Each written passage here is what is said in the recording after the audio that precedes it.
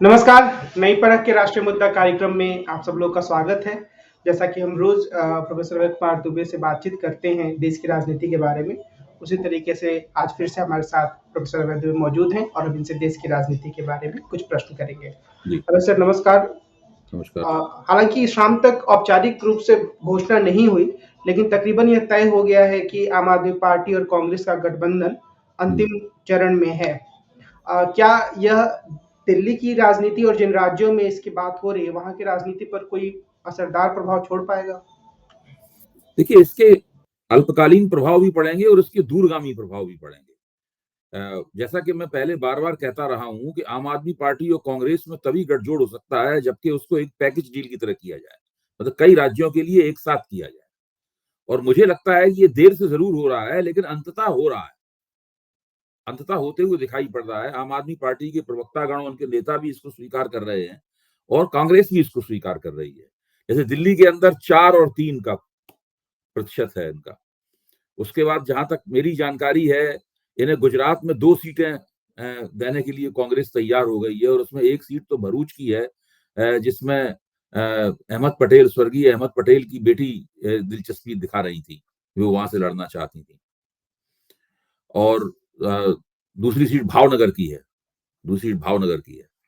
इसके बाद में गोवा में कुल 2 सीटें ही हैं लोकसभा की, उसमें एक सीट कांग्रेस ऐसा लगता है कि आम आदमी पार्टी को दे देगी लड़ने के लिए। फिर आसाम में कांग्रेस 3 सीटें आम आदमी पार्टी को देने के लिए तैयार हो गई है। इस प्रकार की सूचना प्राप्त हो रही है। और हरियाणा में 1 सीट मिल सकती है आम आदमी पार्टी को। तो जब इस तरह का गठजोड़ होगा, तो इस गठजोड़ के आम आदमी पार्टी के लिए तो बहुत ही अच्छे परिणाम निकलेंगे। उसकी छवि भी अच्छी बनेगी, उसका एक नेशनल फुटप्रिंट तैयार होगा उसका। जो अभी ये माना जाता है कि उभरती हुई पार्टी है, उसका विस्तार हो रहा है, लेकिन इसमें विस्तार होते हुए उसका दिखेगा मतलब। और एक ऐसी पार्टी है जिसकी 2 राज्यों में सरकारें हैं और कई राज्यों में वो लोकसभा के चुनाव में अपनी दावेदारी कर रही है। मुझे तो यकीन है कि अगर संजय सिंह आज जेल से बाहर होते और जिस पीरियड में वो जेल के अंदर रहे, जिस अवधि में, उस पीरियड में उत्तर प्रदेश में काम कर रहे होते, वही आम आदमी पार्टी का काम उत्तर प्रदेश में देखते थे, तो आम आदमी पार्टी उत्तर प्रदेश के अलायंस में भी 1-2 सीटें वहां से हासिल कर सकती थी, उनके साथ जुड़कर। तो और भी उसका दायरा बड़ा होता दिखाई पड़ता।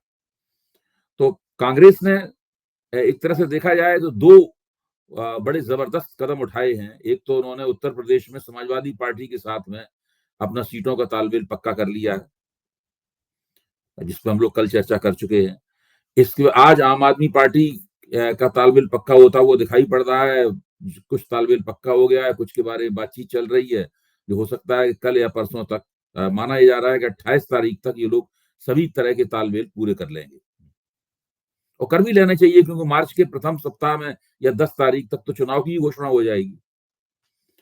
तो ऐसी स्थिति में जो इंडिया गठबंधन जिसके बारे में ये कहा जा रहा था कि वो बिल्कुल खत्म हो गया है और व्यवहारिक रूप से इंडिया गठबंधन कहीं है ही नहीं, तो अब धीरे-धीरे करके इंडिया गठबंधन की शक्ल उभरनी शुरू हो गई है। अ, इसको बड़े आराम से देर आए दुरुस्त आयत कहा जा सकता है, लेकिन ये दुरुस्त आयत नहीं है। ये देर आयत ज़रूर है, लेकिन दुरुस्त आयत नहीं है। आज तक इन लोगों ने अपना न्यूनतम साझा कार्यक्रम तैयार नहीं किया है। इन्होंने गठजोड़ की प्रक्रिया को केवल सीटों के तालमेल तक ही सीमित कर दिया है। और यह भी एक हकीकत है कि नरेंद्र मोदी पूरे देश में एक नैरेटिव चलाते हैं। भारतीय जनता पार्टी, राष्ट्रीय स्वयंसेवक संघ बड़ी होशियारी से वो एक एक पूरी एक कहानी लोगों को सुनाते हैं, समृद्धि की, विकास की और देश उनकी नेतृत्व में आगे बढ़ रहा है, आगे बढ़ता रहेगा, बाकी लोग इस योग्य हैं नहीं, बाकी लोग या तो भ्रष्ट हैं या नाकारा हैं या भाई भतीजावाद के शिकार हैं। ये सब कहानी वो लोग सुनाते हैं। इस कहानी के मुकाबले विपक्ष के पास सुनाने के लिए यही कहानी है कि भाई ये देश को तोड़ते हैं, ये हिंदू मुसलमान के बीच में भेद पैदा करते हैं, ये क्रोनी कैपिटलिज्म, कुछ एक खास पूंजीपतियों को बढ़ावा देते हैं, अ, और इनके नेतृत्व में जो अर्थव्यवस्था चली है वो ठीक से नहीं चल रही है। ये सब चीजें हैं, किसान आंदोलन हो रहा है वगैरह वगैरह, इन लोगों के पास कहने के लिए है। लेकिन इन बातों को गूंथ के, महंगाई है, बेरोजगारी है वगैरह, इन बातों को गूंथ के विपक्ष जो है, गैर भाजपा विपक्ष जो है, वो कोई नैरेटिव बनाने में, कोई कहानी बनाने में नाकाम। ये इस गठबंधन की सबसे बड़ी कमी है और मैं पहले दिन से कह रहा हूं, इन लोगों ने गठबंधन बनाने की प्रक्रिया को सिर के बल खड़ा कर दिया है। गठबंधन हो रहा है, ये बहुत अच्छी बात है लोकतंत्र के लिए। ये भाजपा के लिए मुश्किलें पैदा करेगा, कितनी मुश्किलें पैदा कर पाएगा अभी हम नहीं कह सकते, लेकिन आप समझिए बिना, अगर गठबंधन बिल्कुल नहीं होता, उसके मुकाबले गठबंधन चूंकि है, तो कुछ न कुछ तो मुश्किलें जरूर पैदा होंगी। लेकिन उन्होंने गठबंधन बनाने की प्रक्रिया को सिर के बल खड़ा कर दिया है। जो काम पहले किया जाना चाहिए था वो अभी तक नहीं किया है, पता नहीं आगे करेंगे या नहीं करेंगे, क्यों? मुद्दे बहुत से हैं, मुद्दों की तो पूरी प्लेट सजा रखी है। 10 साल में सरकार की नाकामियां बहुत हैं, लेकिन उन नाकामियों को कैसे सरकार के खिलाफ इस्तेमाल किया जाए, जनता उस नाकामियों को समझ पाए। जनता जो कुछ नाकामियों से खुद भी जूझ रही है, भाई जनता महंगाई की भी शिकार है, जनता बेरोजगारी की भी शिकार है, कई तरह की समस्याएं हैं जिसकी जनता शिकार है। जो दावे किए जाते हैं, अब आप सोचिए ना, एक तरफ किसान आंदोलन चल रहा है, दूसरी तरफ एक किसान को 500 रुपए महीने की किसान सम्मान निधि है। सरकार छत पे खड़े होकर चीख चीख के कह रही है कि हम 500 रुपए महीने की किसान सम्मान निधि दे रहे हैं। दूसरी तरफ देश के सबसे ज्यादा खेतिहर राज्य के किसान जो हैं वो सीमाओं पर संघर्ष कर रहे हैं पुलिस के साथ में, और हरियाणा के और पश्चिमी उत्तर प्रदेश के वो सब किसान, हो सकता है किसी भी क्षण वो लोग निर्णय ले लें आने का, हमें पता नहीं कब निर्णय लेंगे, लेकिन वो भी आ सकते हैं। तो दूसरी तरफ ये भी चल रहा है। जाहिर है कि सरकार का जो इंतजाम है वो बहुत अच्छा नहीं है इंतजाम, उसने अर्थव्यवस्था का, खेतिहर अर्थव्यवस्था का इंतजाम अच्छा नहीं कर रखा है। लेकिन विपक्ष अभी तक इन चीजों को जोड़ के सरकार के खिलाफ एंटी इनकम्बेंसी को बढ़ाने के लिए कोई कदम नहीं उठा पाया है। लेकिन हम ये कह सकते हैं कि जैसे चिराग पासवान जो तेजस्वी यादव है बिहार में, वो यात्रा पर निकले हैं। राहुल गांधी की काफी लंबी यात्रा चल रही है, तो राहुल गांधी की यात्रा में ये सारे मुद्दे आ रहे हैं। शायद लोग सामूहिक रूप से इसको आवाज उठाए तो और तेजी से वो मुद्दे उठे, मतलब मुद्दे उठाने की कोशिश है, ऐसा हम कह मैं सकते खुद हैं। ही कह रहा हूं, मुद्दे तो प्लेट में सजे हुए हैं इनके लिए, मुद्दों की कोई कमी नहीं है, है? इसमें इनके एक तो सवाल ये है कि जनता की निगाह में किसकी साख अच्छी है, मोदी की साख अच्छी है, भाजपा की साख अच्छी है, या विपक्ष की पार्टियों की, या विपक्षी गठबंधन की साख अच्छी है। विपक्षी गठबंधन तो एक स्वर में एक बात बोल नहीं रहा है। तेजस्वी यादव का आचरण इस तरीके से है जैसे वो बिहार के नेता हैं, और ठीक बात भी है, इसमें कोई गलत बात भी नहीं है। बिहार के बड़े प्रभावी नेता हैं, हर सर्वे बता रहा है कि वो प्रभावी नेता हैं, वो करारी टक्कर देंगे उसको। राहुल गांधी राहुल गांधी का आचरण ऐसा है कि वो एक राष्ट्रीय नेता है, और वो जनता के साथ में सीधा संबंध स्थापित कर रहे हैं। उनको किसी ने बता दिया है या उनकी समझ में आ गया है कि आप जनता से सीधा संबंध स्थापित कीजिए अपनी यात्राओं के जरिए और अपने अन्य कार्यक्रमों के जरिए। लोगों यात्रा नहीं होती तो लोगों के पास जाते हैं, कभी धान किसानों के पास जा रहे हैं, कभी कुलियों के पास जा रहे हैं, कभी किसी के पास जा रहे हैं, कभी किसी के पास जा रहे हैं, और उससे एक सीन बनता है। संसद में बोलते हैं तो उसी अंदाज में बोलते हैं, तो वो क्या जनता उनके ऊपर भरोसा करेगी? मोदी के मुकाबले जनता उनके ऊपर ज्यादा भरोसा कर सकती अगर इंडिया गठबंधन शुरू से सही तरीके से, जैसे गठबंधन होना चाहिए था, उस तरीके से होता। तो मुझे लगता है कि ये एक मिसमैच है एक तरह का, यहाँ पे इस मुकाम पे आके एक तरह का मिसमैच है, और इस मिसमैच को कैसे मिसमैच से जो एक अंतराल पैदा हुआ है भाजपा और विपक्ष के बीच में, उसको विपक्ष कैसे भरेगा, ये अभी स्पष्ट नहीं है। लेकिन अभी मैं खबर देख रहा था, तो महाराष्ट्र में भी उन लोग की बातचीत काफी आगे बढ़ गई है, और शायद 27 से 28 तक फाइनल हो जाए। और टीएमसी ने भी फिर से एक बार ऑफर किया है, हालांकि 2 सीटों का ही किया है, पर उनके बीच कुछ बातचीत चल रही है। तो अगर ये सारा कुछ बन जाता है, तो बिहार में नीतीश कुमार और आरएलडी को छोड़कर कुल मिलाकर हम कह सकते हैं कि जो शुरुआत उन्होंने की थी, सीट शेयरिंग के लेवल तक खुद को बचा पाए, ऐसा कहा जा सकता है। बिल्कुल कहा जा सकता है, लेकिन वही है कि आपने जो काम चुनाव के कुछ पहले होना चाहिए था वो तो हो रहा है, लेकिन जो चुनाव के काफी पहले काम होने चाहिए थे, जिनके जरिए हवा बनती, वो हवा नहीं बनी है, ये मैं कह रहा हूं। अभी तक इस देश में मोदी ने तो हवा बना ली है अपनी, और उसमें हर तरह का झूठ बोला जा रहा है, हर तरह की डींगे मारी जा रही हैं, अहंकार की कोई सीमा नहीं है। मैंने इतना अहंकारी दावेदारी कभी नहीं सुनी आज तक। एक व्यक्ति खुद अपने मुंह से अपना ही नाम ले रहा है, बजाय इसके दूसरे उसका नाम लें, वो अपना नाम खुद ही ले रहा है, बार बार चिल्लाता है मोदी मोदी ये कर रहा है, मोदी ये कर रहा है, जैसे मोदी कोई और व्यक्ति हो।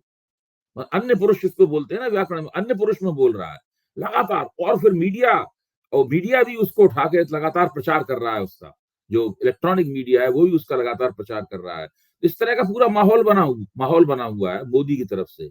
विपक्ष की तरफ से सीटों का तालमेल तो हो रहा है, हो सकता है ममता बनर्जी और कांग्रेस के बीच में 5 सीटों पे एक समझौता हो जाए। 2 सीटें तो देने को तैयार ही हैं, सुनते हैं 3 सीटें और भी बताई गई हैं जिनको शायद ममता बनर्जी सोच के देने के, तो क्योंकि भाजपा भी तमाम तरह का दबाव बना रही है वहां पर संदेश खाली के जरिए, तो इसमें सोचा होगा ममता बनर्जी ने भी कि चलिए भाई कांग्रेस से भी हो ही जाए समझौता। पंजाब में कोई जरूरत नहीं है समझौते की, सब लोग मान रहे हैं कि भाजपा की वहां कोई हैसियत नहीं है, भाजपा को तो कोई फायदा पंजाब में होने वाला है नहीं, समझौता हो या ना हो, मतलब उस हालत में। और इनके समझौता न करने से ये हुआ है कि अकाली दल का भाजपा से समझौता नहीं हुआ है। अगर कांग्रेस और आम आदमी पार्टी समझौता कर लेते तो अकाली दल और भाजपा में भी समझौता हो जाता, तब एनडीए और ज्यादा मजबूत हो जाता उसके मुकाबले। तो ये इस तरह की परिस्थितियां हैं, और इन परिस्थितियों में मैं समझता हूँ कि जो हो रहा है वो तो अच्छा हो रहा है, लेकिन इसके अंदर एक जो बात छूटी जा रही है वो यही है कि विपक्ष की कोई हवा नहीं बन पा रही। आज आम आदमी पार्टी के नेता आतिशी सिंह ने यह कहा कि उनके नेताओं के पास ये संदेश आ रहे हैं कि आप लोग कांग्रेस के साथ गठजोड़ कर रहे हैं, अब अरविंद केजरीवाल गिरफ्तार होंगे। तो मेरे दिमाग में एक और ख्याल ये भी आया कि ऐसा कह के उन्होंने एक तरीके से अपने लिए सीमा भी तय कर दी कि कल को अगर वो गठबंधन से बाहर जाते हैं तो लोग कहेंगे कि आप डर गए, या तो वो बहुत निश्चिंत थे कि हम गठबंधन में जा ही देखिए ये रहे बात तो बहुत दिन से चल रही थी, ये आतिशी ने पहली बार कहा है प्रेस कॉन्फ्रेंस में, तो आधिकारिक रूप से सामने आ गई। ये बात बहुत दिन से चल रही थी कि अरविंद केजरीवाल के ऊपर जो ईडी के जरिए और अन्य जांच एजेंसियों के जरिए जो दबाव बनाया जा रहा है, उस दबाव के पीछे इरादा ये है कि ये कांग्रेस के साथ में दिल्ली में गठजोड़ ना करें, क्योंकि कांग्रेस के साथ गठजोड़ करने पे बीजेपी को दिल्ली में बड़ी करारी टक्कर मिलेगी। और दिल्ली है तो कुल मिला के 7 ही सीटें, लेकिन 7 सीटों का बड़ा राष्ट्रीय महत्व होता है। पिछली बार लगातार 2 चुनाव से भाजपा 7 सीटें जीत रही है। अगर कुछ सीटें इसमें से भाजपा हारती है अगले चुनाव में, 2024 के चुनाव में, तो ये उसके ऊपर बहुत धक्का होगा। तो ये एक ऐसी स्थिति है, और अब चूंकि अरविंद केजरीवाल ने गठजोड़ कर ही लिया है, तो अगर गठजोड़, मतलब इसमें यह भी कहा जा रहा था कि देखिए गठजोड़ नहीं होगा और अरविंद केजरीवाल की गिरफ्तारी भी नहीं होगी, क्योंकि ये दबाव इसीलिए बनाया जा रहा है। अब अगर गठजोड़ कर लिया है और उसके बाद गिरफ्तारी होती है, तो ये बात जो कही जा रही थी वो सही साबित होती हुई लगेगी। लेकिन ये जो दिल्ली में काफी वोटों का अंतर बताया जाता है, जो कि है भी, तो क्या कांग्रेस और आम आदमी पार्टी का गठजोड़ उसको पार कर पाएगा, या फिर ये सिर्फ एक ये माहौल तो बना पिछले रहेगा? चुनाव का आंकड़ा है ना। हम्म। पिछले चुनाव में कोई गठजोड़ तो था नहीं किसी किस्म का, सब लोग अलग अलग लड़ रहे थे। अलग अलग लड़ने की वजह से कोई किसी किस्म की छवि भी नहीं बन पा रही थी, एक दूसरे की तरफ वोट भी ट्रांसफर नहीं हो रहे थे। तो जाहिर है कि भाजपा बहुत शक्तिशाली है। मोदी के नेतृत्व में दिल्ली की जो शहरी जनता है, उसके दिमाग में इस तरह की छवि है कि राज्यों के चुनाव में वो केजरीवाल को पसंद करते हैं, राज्य के चुनाव में, और लोकसभा के चुनाव में मोदी को पसंद करते हैं। जितना भी लोग जाते हैं जनता के बीच में, तो जनता यही कहती है कि भाई विधानसभा में हम अरविंद को वोट देंगे और लोकसभा में हम मोदी को वोट देंगे। ये इस प्रकार की बात कही जाती है। सवाल ये है कि इस प्रकार का जो एक एक वोटरों के मन में एक सेटिंग बन गई है, वोटरों के मन में, जिसको आप कह सकते हैं स्प्लिट वोट की स्थिति है कि भाई हम अपना एक विधानसभा में वोट कहीं और देंगे और लोकसभा में वोट कहीं और देंगे। ये जो स्थिति बन गई है, इस स्थिति को चुनौती देने का एक ही तरीका हो सकता था कि दोनों गठजोड़ करें आपस में। अलग अलग होते तो चुनौती दे ही नहीं सकते थे। अब गठजोड़ हो गया तो चुनौती देने की कुछ संभावना बनी है। प्रधानमंत्री जो है वो फिर से अगले हफ्ते 3 राज्य जो दक्षिण के हैं उनके दौरे पर जा रहे हैं।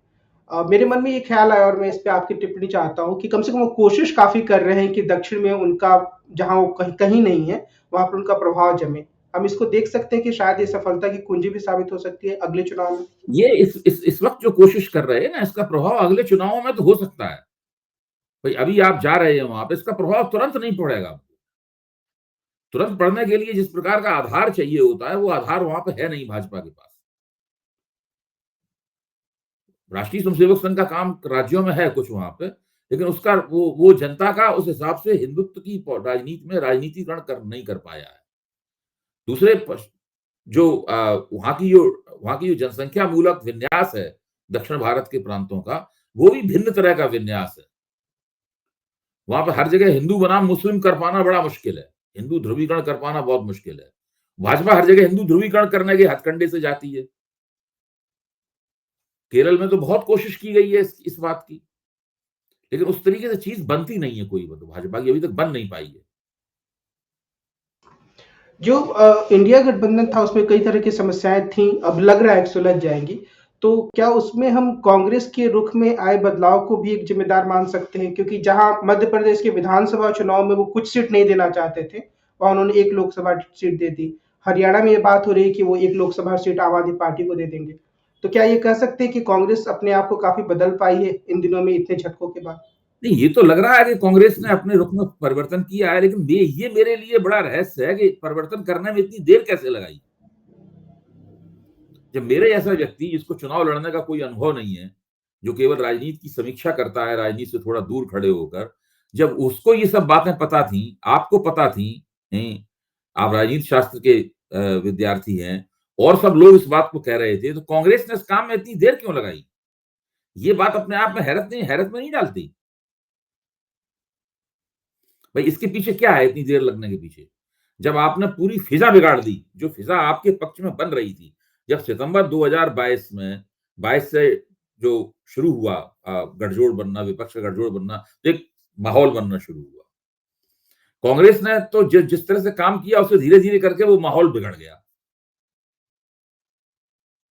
उसमें भाजपा का भी योगदान था उस माहौल को बिगाड़ने में, लेकिन कांग्रेस का भी उसमें कम योगदान नहीं था, और जो कुछ और लोगों का भी योगदान था उसमें। नीतीश कुमार का खास तौर से उस माहौल को बिगाड़ने में योगदान रहा, और जयंत चौधरी का भी उस माहौल को बिगाड़ने में योगदान रहा। तो वो योगदान तो बहुत रहा। अब देखिए भाजपा वाले तो साफ तौर पे टीवी पे कहते घूमते हैं कि भाई ये तो महाभारत का युद्ध चल रहा है, और महाभारत के युद्ध में शकुनियों और दुर्योधनों को तो मारा जाना जरूरी है। उसके लिए छल भी करना होगा, उसके लिए धोखा भी देना होगा, उसके लिए सब कुछ करना होगा। तो इस प्रकार की भाषा का इस्तेमाल हो रहा है सब जगह। ये आज मैं ये भी खबर देख रहा था कि मायावती की पार्टी में जो सांसद है उसमें से अधिकांश सांसद एक तरीके से भगदड़ की स्थिति में है, वो कोई ना कोई पार्टी का आसरा ढूंढ रहे हैं। तो कल भी मैंने ये सवाल किया था, अ, आज भी मैं फिर से पूछना चाहूंगा कि मायावती की राजनीति को आखिर हम समझे कैसे? मतलब आखिर वो क्या सोच रही होंगी, क्या बचाना चाहती हैं? भाई अगर आप मायावती की जो बुद्धिजीवी हैं, जो मायावती की पैरोकारी करती हैं सार्वजनिक मंचों पर सुधा पाए, उनको देखें तो उनको लगता है कि मायावती इस बात से परेशान है कि वो अगर किसी के साथ गठजोड़ करती हैं तो उनको उसका फायदा नहीं होता है। पहली बात तो ये कहती हैं। दूसरी बात ये कहती हैं कि अगर वो विधानसभा चुनाव में उन्होंने किसी के साथ गठजोड़ नहीं किया तो उनका जो कुछ हिस्सा भाजपा में चला गया, और समाजवादी पार्टी ने भी उनके जनाधार को छीना। अच्छा, अब ये दोनों बातें पहली तो बात ये है कि पहली बात ही उनकी गलत है कि उनको फायदा नहीं होता, ये बात उनकी गलत है। दूसरी बात ये है कि अगर वो कहती हैं कि बिना चुनाव किसी के साथ गठजोड़ न करने से उनको मायावती के जनाधार को इधर उधर खींचा गया, तो अब वो फिर जब गठजोड़ नहीं करेंगी तो वो जनाधार को अपने कैसे बचाएंगी? क्या उनकी दावेदारी बचेगी? अगर वो विधानसभा चुनाव में उन्होंने अच्छा प्रदर्शन किया होता और सत्ता के नजदीक पहुंची होती, ये बड़े विपक्ष के रूप में उभरी होती या सत्ता ले ली होती उन्होंने, तब तो लोकसभा चुनाव में वो अलग से लड़ती तो बात समझ में आती। भाई विधानसभा चुनाव में अलग से लड़के वो देख चुकी हैं, और उनकी राजनीति पूरी तरीके से मुंह के बल गिरी, उनको कुछ भी हासिल नहीं हुआ। खुद उनकी बुद्धिजीवी कह रही हैं कि मायावती का जनाधार इधर उधर बिखर गया, किसी ने एक हिस्सा छीन लिया, किसी ने दूसरा हिस्सा उसका छीन लिया। अच्छा, अब वो फिर से वो बिना उसके लड़ रही हैं चुनाव, और किस आधार पे उस बात को सही ठहराया जा रहा है? बिल्कुल बेतुकी सी बात लगती है। मुझे तो लगता ये है कि मायावती अपने उम्मीदवारों, अपने टिकट का बंटवारा इस तरीके से करेंगी ताकि भारतीय जनता पार्टी को अधिकतम लाभ हो सके। ये भारतीय जनता पार्टी की प्रॉक्सी है। भारतीय जनता पार्टी को फायदा पहुंचाने के लिए ही सारा का सारा काम वो कर रही है, और विधानसभा चुनाव में भी उनकी राजनीति की वजह से भारतीय जनता पार्टी को फायदा हुआ। पश्चिमी उत्तर प्रदेश में बहुत मदद मिली, वरना पश्चिमी उत्तर प्रदेश में भारतीय जनता पार्टी और सीटें हारती। किसान आंदोलन के संदर्भ में मैं एक आखिरी सवाल करके आज की बातचीत को समाप्त करूंगा कि जो किसान है उन्होंने फैसला किया, किसान संगठनों ने जो सीमा पर बैठे हुए कि 26 फरवरी को दिल्ली की तरफ कूच करेंगे ट्रैक्टर के साथ। मेरा सवाल ये है कि अगर हम केंद्र सरकार के नजरिए से देखें तो वो किसानों की मांग को पूरी तरीके से क्या इसलिए स्वीकार नहीं कर रही है क्योंकि उसका आत्मविश्वास बहुत है कि इस आंदोलन से हमारा क्या बिगड़ जाएगा, या कोई और कारण है? नहीं, वो तो किसानों की मांग को नहीं मानेंगे। मैंने पहले ही कहा, ये तो इंटरनेशनल फाइनेंस कैपिटल की हुकूमत है और भारतीय जनता पार्टी की ये सरकार उसकी नुमाइंदगी है, उसकी नुमाइंदगी करती है। मेरा मानना है कि मोदी की सरकार नहीं होती, इस वक्त कांग्रेस की सरकार होती, वो भी नहीं मानती। किसी सरकार की हिम्मत नहीं है कि एमएसपी की कानूनी गारंटी देने वाली मांग को मान ले। असंभव है। हिंदुस्तान का कारपोरेट सेक्टर नहीं उसको ये मानने देगा। अगर आप एमएसपी की कानूनी गारंटी दे देंगे तो आप फिर किसानों की जमीन कैसे कारपोरेट के हाथ में जाएगी? किसानों को अगर लाभकारी मूल्य मिलने लगा या उसके नजदीक भी किसान पहुंच गए तो वो अपनी जमीन नहीं छोड़ेंगे। फिर वो तो किसी कीमत पे मानेंगे ही नहीं मांग, उसके लिए कुछ भी करना पड़े। आप देखिए, 1 वर्ष तक पिछले दिनों आंदोलन चलता रहा। सरकार ने 3 कृषि कानून वापस ले लिए, लेकिन उनकी एमएसपी की गारंटी वो नहीं मानी। आप सोचिए कितना बड़ा कदम उठाया सरकार ने। 3 पास किए हुए कानून, संसद में पारित कानूनों को वापस ले लिया उन्होंने, लेकिन एमएसपी की गारंटी देने वाले बात को उन्होंने नहीं माना। उसको कमेटी बना के उसको लटका दिया गया और उसके बाद अभी तक कितना समय गुजर गया है, कुछ नहीं किया उसके ऊपर, ना आगे कुछ करेंगे। आज की बातचीत को हम यहीं विराम देते हैं। हम कल फिर मिलेंगे और देश की राजनीति के बारे में प्रोफेसर अभय कुमार दुबे से बातचीत करेंगे। आज की बातचीत के लिए सर आपको बहुत धन्यवाद। नमस्कार। ओके।